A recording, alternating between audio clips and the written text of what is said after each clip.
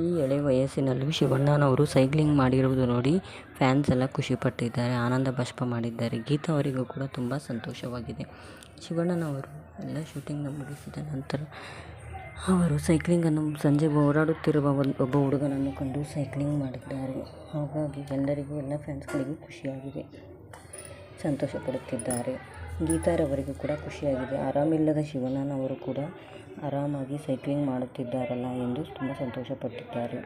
ಹಾಗಾಗಿ ಶಿವಣ್ಣನವರಿಗೆ 60ರ ಹರೆಯದಲ್ಲೂ ಸೈಕ್ಲಿಂಗ್ ಮಾಡುವುದನ್ನು ನೋಡಿ ಫ್ಯಾನ್ಸ್ ತುಂಬ ಖುಷಿಪಟ್ಟಿದ್ದಾರೆ.